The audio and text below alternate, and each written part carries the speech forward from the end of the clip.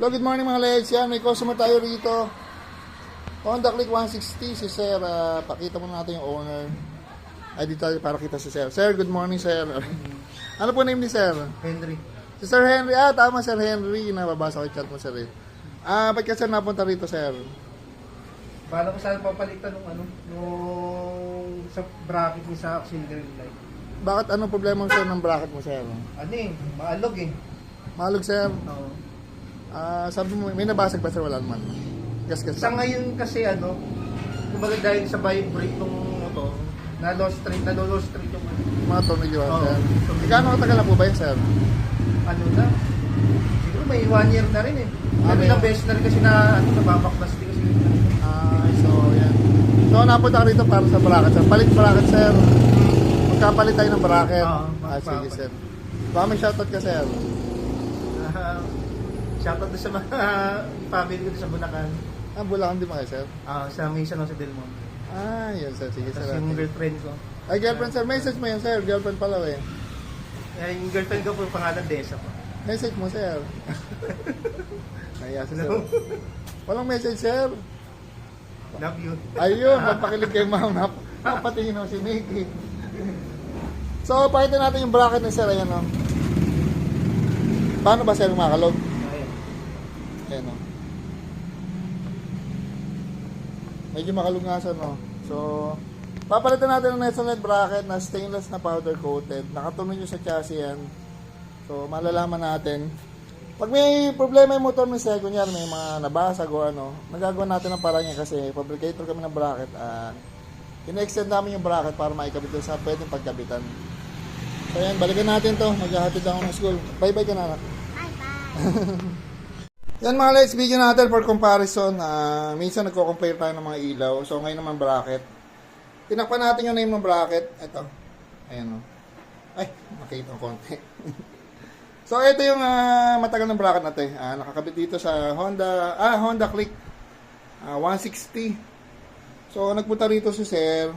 Ito sinasabi ko mga lights. So, maski naka-powder coat yan, sa tagal niya kakalawangin yan. Kasi nga, bakal lang eh. Eto, ang price nito, alam ko nasa 1,500 dito or pataas pa. Pero sometimes nagkakaparas na kami ng presyo. Minsan mas mahal siya. Madalas pala.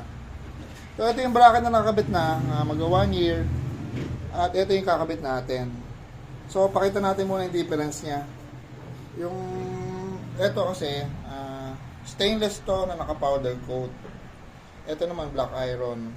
So, pag sukat, pag titignan nyo, parang mas mataba ito ng konti. Kasi sa sukat ng stainless saka sa black iron, although parehas silang 10mm, pag sinukat ng caliper, mataba lang ito ng konting-konti lang. So, eto, TIG-welded. Ayun yung mga TIG-welded. Hindi siya lubak-lubak. Eto naman, minsan ayan, okay naman. Pero alam ko ginagrind din natin. Ayun, may mga tama ng grinder, kaya kumikinis. Pero kasi pag TIG welding, hindi mo na kailangan i-grind. Kasi pag winelding mo yan, tapos grind mo, nababawasan yung tibay, lalo na medyo malalim pagkaka-grind mo. So, yan. Pareho nakatuloy sa chassis. Magkaiba lang ng design. Tapos ito, pakita ko ito, round hole lang. Ibig sabihin, pag ginabitan nyo ng auxiliary light, doon lang siya, hindi siya pwedeng i-move from left to right. Kasi mahalaga rin yung na-move sa left to right kasi pag may konting difference lang, mga millimeter lang yung pagkakasentro, pwede mo i-adjust. Unlike nung sa amin, capsule hole, ayan o. Pwede mo siyang i-adjust. Palitan pala ito eh. Ito pala yan, ayan o. So ayan. Tapos ito, dual arm. Naka-dual arm siya para matibay. Yan ang trademark ng Netsonet bracket, naka-dual arm. Tapos ito pala pagkakaiba nung, ito ba kabit yan? Ito pala pagkakaiba ng bracket namin. Sa akin, nakapatayo to. Kung titingnan nyo, parang simple lang, walang pagkakaiba yun. Ito, pahiga. Kasi sa bracket, sa motor, mayroong part na matibay kabitan, mayroong part na hindi siya matibay. So, kailangan talaga pinag-iisipan kung paano magiging matibay. Kaya minsan yung bracket namin, gawa na, mag-redesign kami ng bago, minsan na 2 ulit para lang talaga makakuha namin yung quality ng bracket na matibay talaga. So ito nga nakapatayo. Tapos bukod dito, meron pa tayong isang additional bracket para ano yung contra vibration na ganun. Kasi kung mapapansin nyo, ang layo ng tornilyo, tas ito. So, ang tendency talaga yung bigat, natitwist yung buong bracket. Kasi ito lang tornilyo, ito lang oh. Kaya may suporta kami rito. So, lamang kami ng tornilyo rito. 1, 2, 3, tapos 4 saka. Pang-apat yung kaha. Samantalang dito, 1, 2, 3 lang. So, ayan mga difference. Sa presyo, madalas nga mas mahal to. Tapos, syempre, stainless na powder coated pa. 100% na hindi kakalawangin yan. So, papakita natin mga paano kinakabit doon sa motor. Kung ano pagkakaiba. Ito yung bracket na tatanggalin natin. So, papakita natin. Nakatunog sa chassis. Ayan, good yan. Nakatunog sa chassis. Tapos dito nakatunilyo. Papakita ko ano difference ito, mga sir, mga LEDs. Tingnan nyo. Tanggalin mo yung pogi. Ang difference ito, pag yung plastic nakapahiga, ayan o. Tingnan nyo. Diba? Ayan o. Ito magdadala ng weight niyan. Kasi, balik mo ulit. Kung nakatunyo dito, tapos saka dito, ang layo nito. So, pag may ilaw to, talagang hihilahin niya to pababang ganon. So, magbabibrate talaga. Kaya maraming gas-gas yung ano niya sir, yung fender. Tapos ito, sinapinan ni sir ng goma. Kung may goma. Andun. May isa pinto ng goma bilog. Kasi nga, nagbabibrate. So, nakakahilo daw. So, yun ang difference ng bracket natin. Ito, may ganyan yan. Nakapaikot dito yung mga LEDs.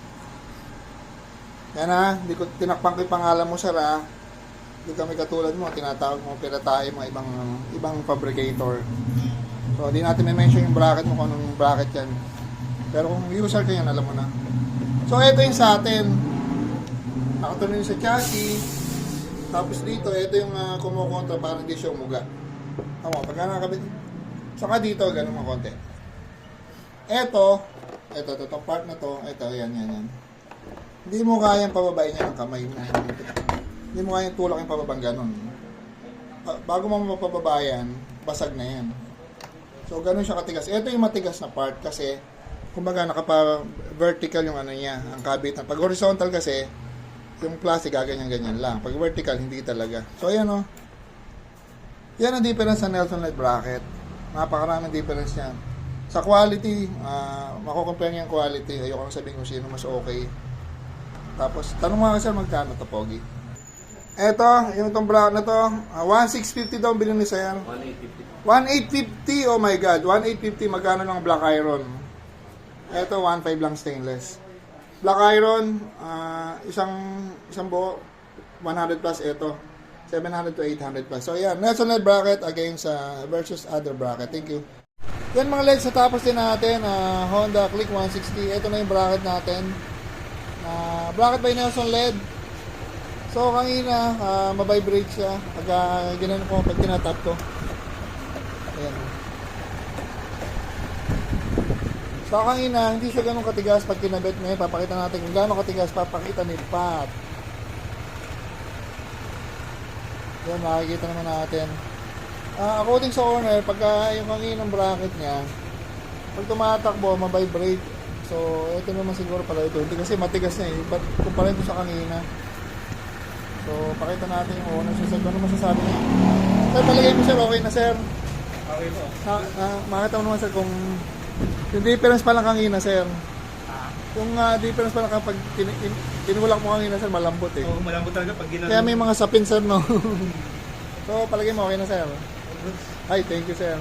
So ayan mga LEDs, dano tayo rito. Kung gusto nyo ng matibay na bracket, walang sakit ng ulo, palit na kayo ng Nelson LED bracket. Stainless na powder coated. Siyempre, hindi kinakalawang yan. So, saka, mas matibay yung pagkakabit. So, thank you sir ha. Thank you. Ayan, dano tayo mga LEDs. Thank you. Yan mga LEDs, mag-video tayo. Honda CB650R 2024. Ito yung e-clutch model. Ito.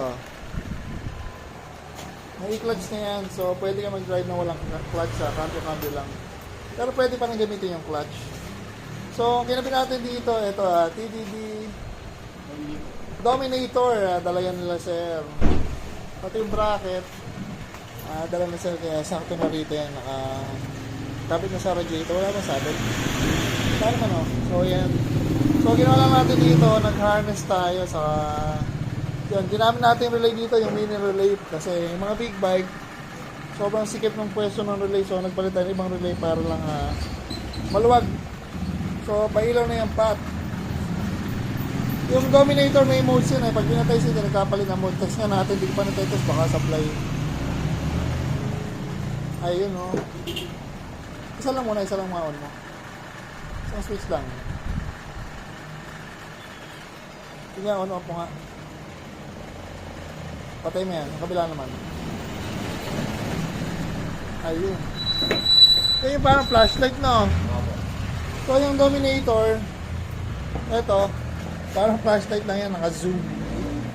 Kasi ito naman, nagpapalit ito ng mode, nag-high and low, at nagiging yellow sa kaputi. So, yan. Doon na tayo rito, pakita natin yung owner, si Sir.